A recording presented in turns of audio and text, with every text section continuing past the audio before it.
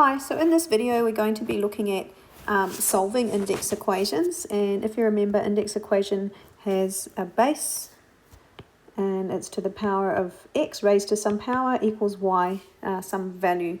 And in these series of lessons in this activity, the unknown that you're solving for, so solving, this is what we're doing today, means finding one of these values. So far we've been expressing this as logs, and we've been looking at the rules for powers like this, index form equations and log equations, which is a variation of these guys. So one of these three letters or variables will be something we don't know and we have to solve. So let's look at the first case. The problems, the examples line up with a question each in the text, so it's quite handy. So in the first case, the technique here is to equate it. It's kind of like, just think of it as the power of the same thing. So in this case, we don't know the power. 5 to the power x is 125, and we want to find that power. If your timetables are reasonably solid, you'll know that 5 cubed is actually 25. So I'm just going to write that down, which means that the x that you didn't know is 3. The way the book suggests that you do it is you just express the other side as base 5. And I'm just going to do a factor tree here for 125. I'm going to say that 5 times 25 is 125, and then 5 5s. And we can just sort of pick those guys up and observe that there is 5 cubed, okay? So 5 to the 3 equals 5 to the 3 from up here, so we've solved it. We've solved it two ways. Okay, next example is a little bit less intuitive, if you like, and this example here takes the same approach. So don't worry too much if these trip you up a little bit. Here's how you can approach them. So if you're going to equate them, both sides seem to be base 2. So this side here is 2 to the negative x, and this side here is 2 to the 1 multiplied by half square root 2. So square root 2 is the same as a half root 2.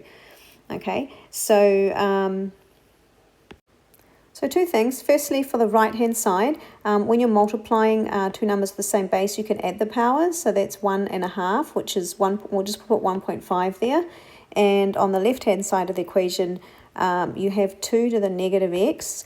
Now that is actually, we're just going to leave it like that, 2 to the negative x. Now you're trying to find the x value, so what we can do here is isolate the powers and just bring them down. So if the bases are the same, the powers have to be the same as well. So we can just say that the minus x that we don't know is 1.5, which means that x is minus 1.5, okay?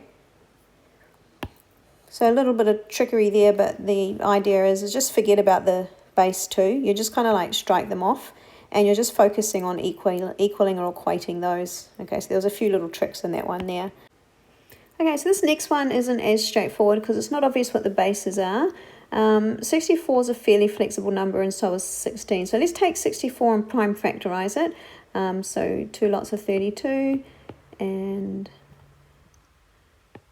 2 16s, which is interesting. So 16 times 4 is 64. So we're not going to get these both as base 16, for example. So that leads us to understanding that we may need to change that one as well.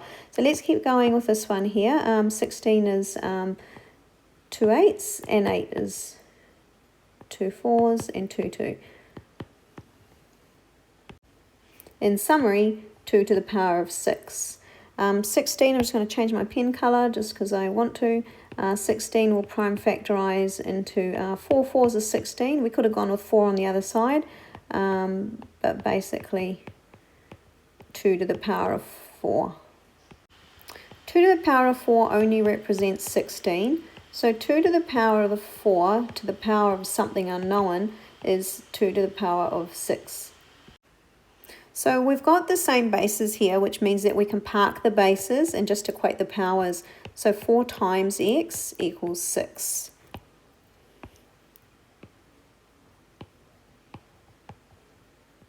Just bringing those both down. So x equals 6 over 4, which is 3 over 2 will do, or 1.5.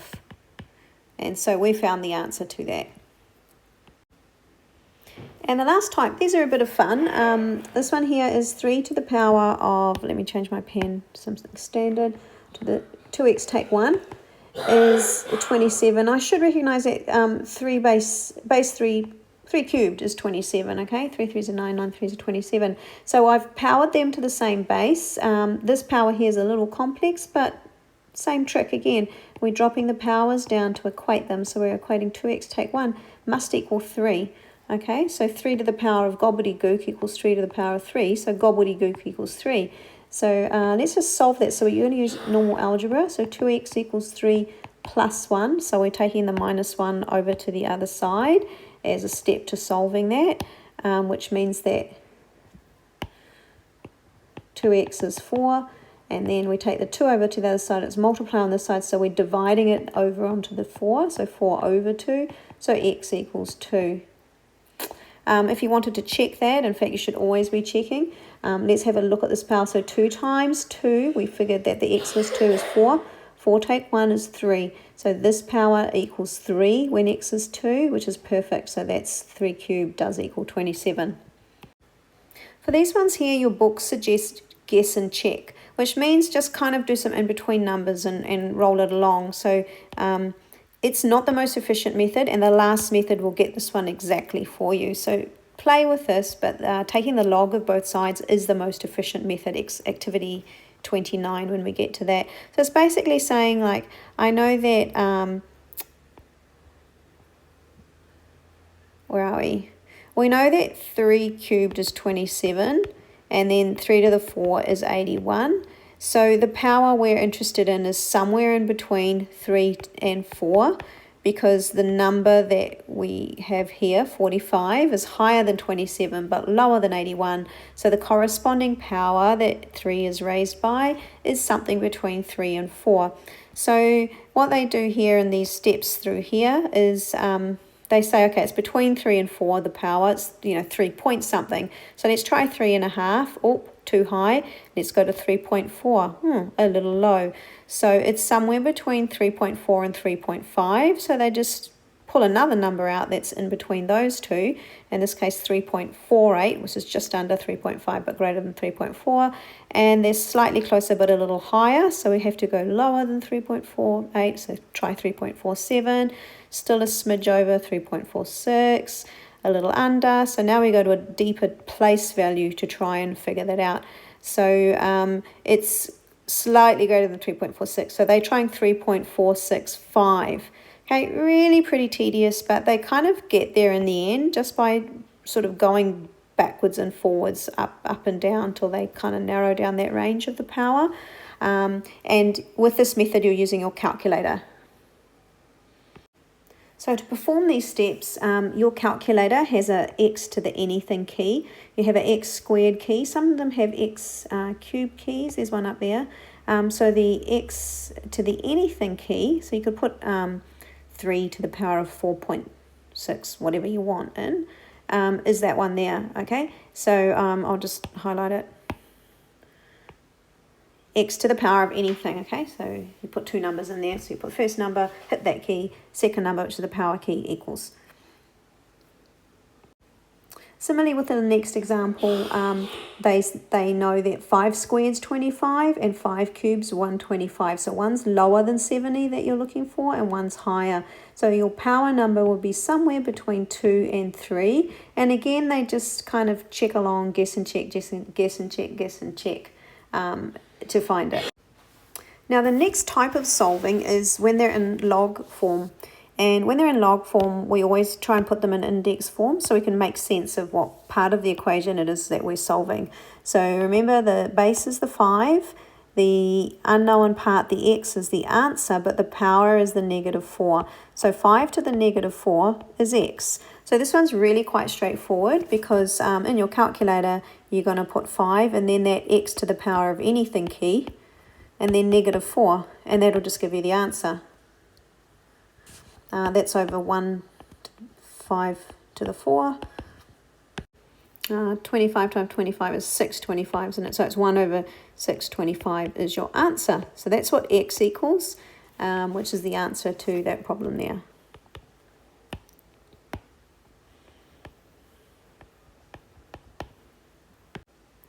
Okay, the following example, let's just put it in index form as well. It's base 3.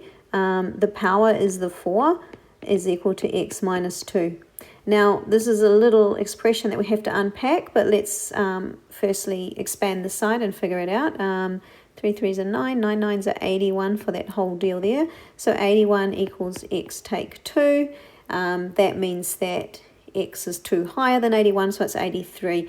If you are formally solving, I'm just going to show you how I formally solve. I want the x on the left-hand side, or the x term. So I'm basically rotating the left and the right side of the equation about the equal sign. So that to there, that to there, nothing dramatic there. And then I can add 2 to the other side to figure that x equals 81 plus 2. So formally solving it as 83. So these guys here sort of looked a bit scary, especially when they're in log form. Once you put them in index form, you can work out what it is you're going for. And if the unknown is this value here next to the base, that's actually the answer on the other side. So you just stack it up as an index equation and solve it. Too easy. The next example is where we still have a log equation, and the unknown part that we have to solve is in the base. So all log equations, we put them into index form first. So x to the power of 4 is 81.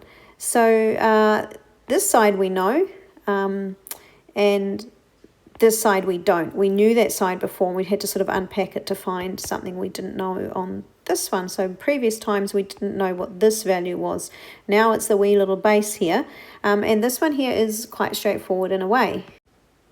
So if x to the 4 is 81, then what we're looking for is, if we have 81, we can take the 4th root, right? So we can undo anything to the power, to any power, by taking that power. So basically we want to do this. We want to get 81, the 4th root of 81. So we're finding a number that when we times it by itself 4 times, it gives us 81.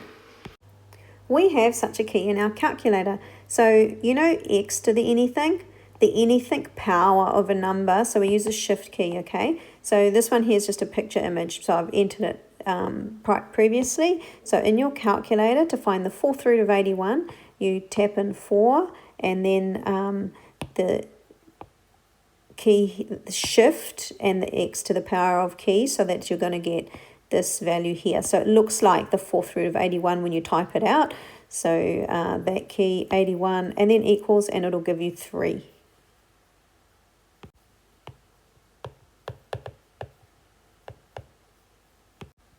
On to the second example, base x to the half equals 3. So in our calculator, we could ask for the half root of 3.